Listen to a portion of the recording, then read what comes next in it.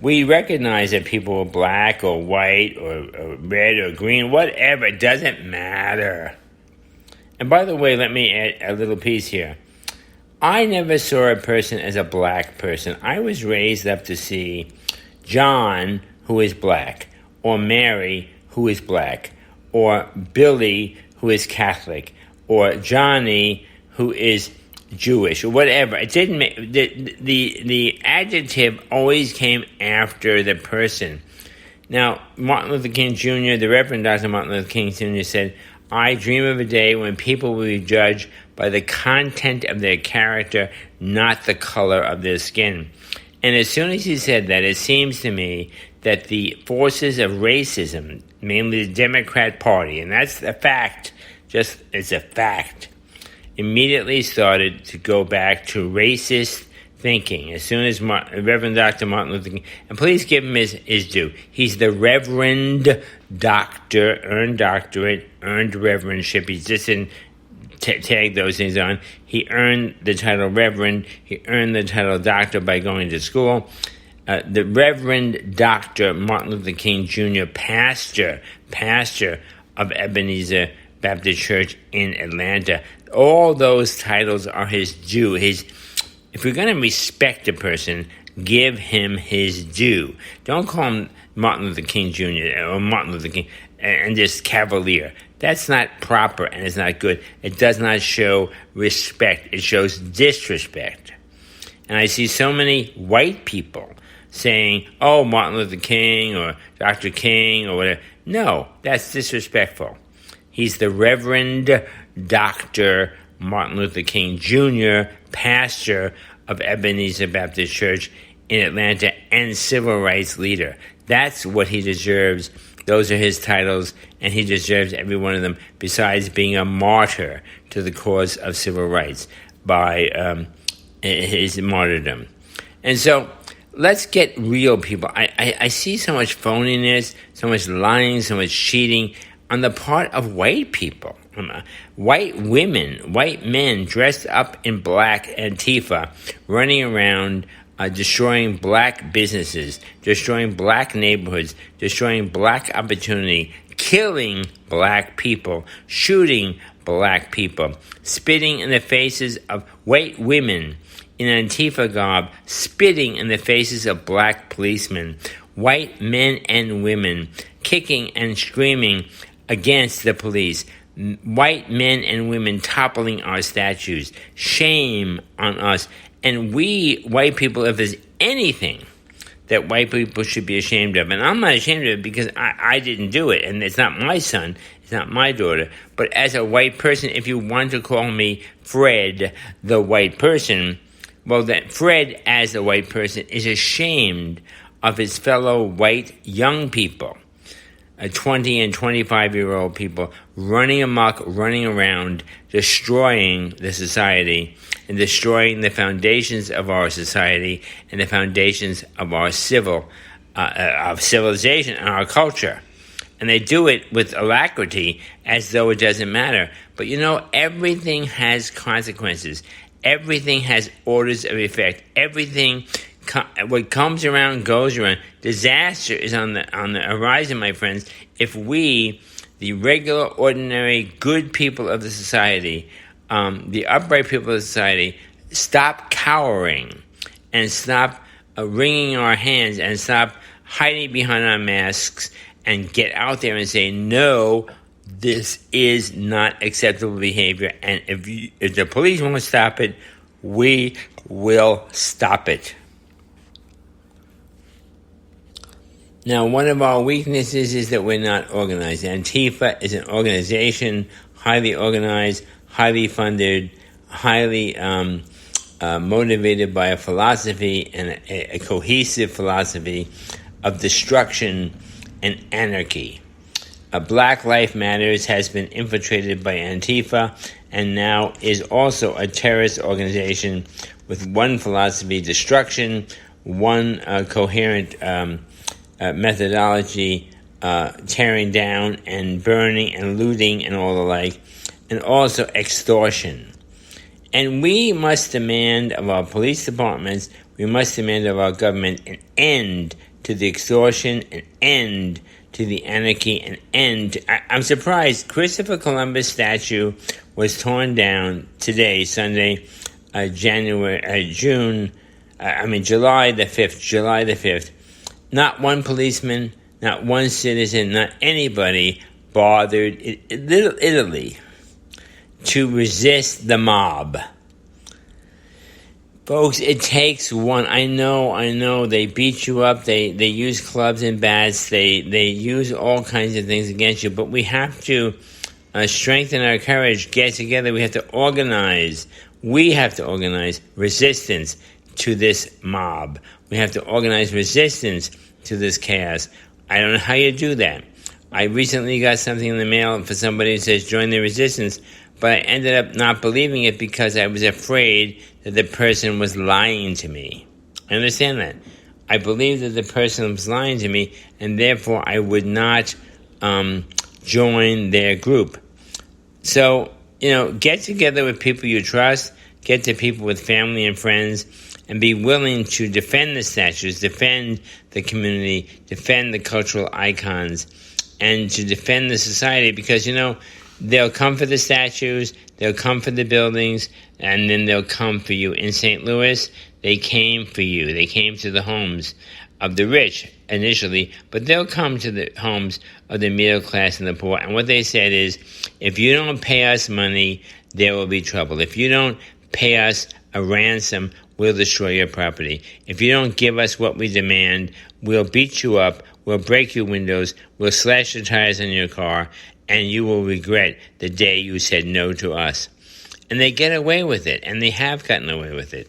And instead of going after the Antifa and the Black Lives Matters, the St. Louis district attorney wanted to indict and charge the couple with all kinds of illegalities because they decided to defend their property, defend their investment, and to defend a work of a lifetime. They have spent a lifetime to restore this particular house in St. Louis. All their money, all their effort, all their dedication was about to be destroyed unless they paid the ransom. And the police wanted to arrest them and not those who were extorting them and those who were threatening to destroy their property. This is a disgrace, and we must not stand for it. I'm a New Yorker. I don't live in New York. I live in New Jersey. But in New York, de Blasio has decided to take $1 billion away from the police. Shame. Shame. And no wonder the police don't respond. No wonder the murder rate is up. No wonder 6 and 7 people, more people per day are being shot and killed in the city of New York as it descends into absolute chaos with no leadership. De Blasio is not a leader. He's a communist, a fascist, and he's a coward. Who needs this guy? That he should be gotten rid of. Cuomo, who claims that he should be president of the United States, doesn't even come in here and remove the mayor for incompetence and malfeasance.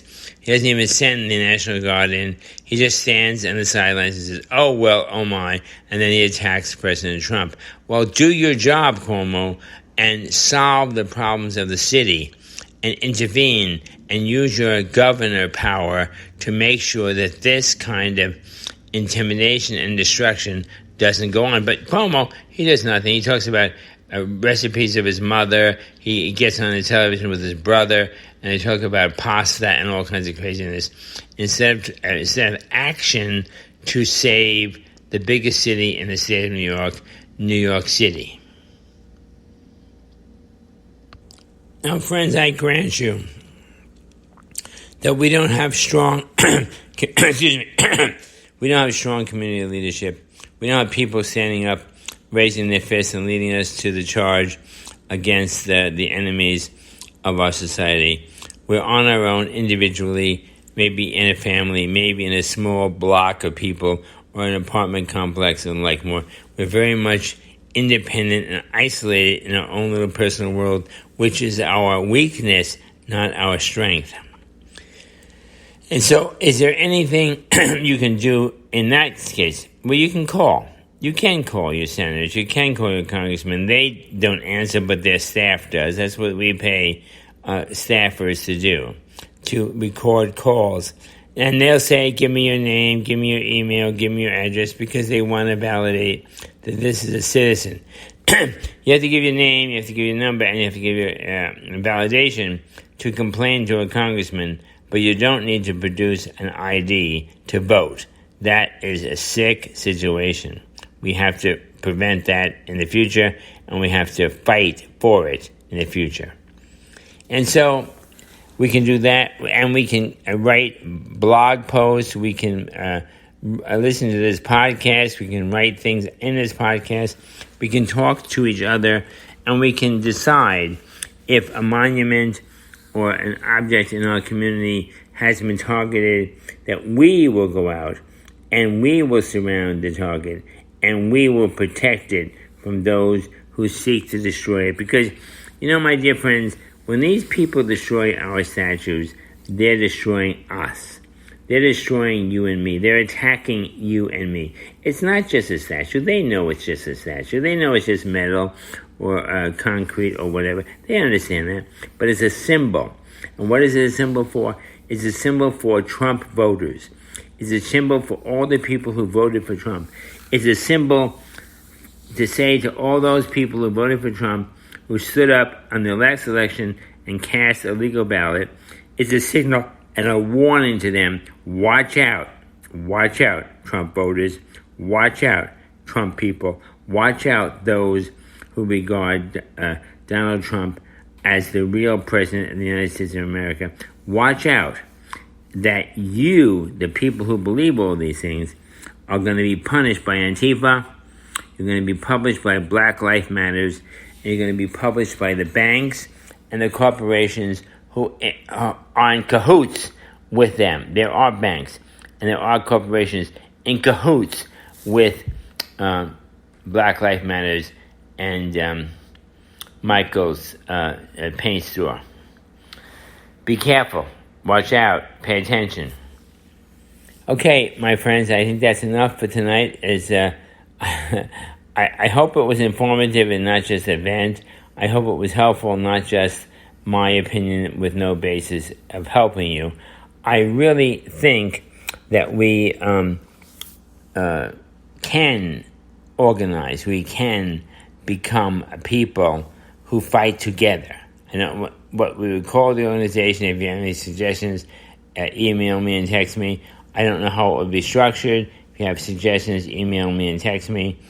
And if you have any ideas how it would be financed, email me and text me. Because we can fight back. We can say no to the domestic terrorists. We can say no to the financial terrorists. We can say no. We will not be a victim any longer. Okay, my friends, this is Frederick Henry. You're listening to the Frederick Henry Show podcast. If you want to go to the website, there's not much there, but it would be nice to see you there. I have quite a few little twinks there, but it's the Frederick Henry Show, the Frederick Henry Show at WordPress.com, WordPress.com, WRDKOWN, WordPress. And I think we can do this, my friends. It's not too late to save America. We can do it. But we have to have the resolve to do it together and united as one people, one nation, one trucking company, one delivery company, one dog family after another, together to say, no, we're not going to become Antifa. We're not going to become Black Lives Matters. We're going to preserve our heritage. We're going to stand strong as Americans. Okay, my dear friends, this is Frederick Henry for this podcast, which is played today for the people of St. Matthew's Church, and also for those who are listening on the podcast channel, the Frederick Henry Show .com at WordPress.com. WordPress.com. Thanks a lot, folks. Be talking to you soon.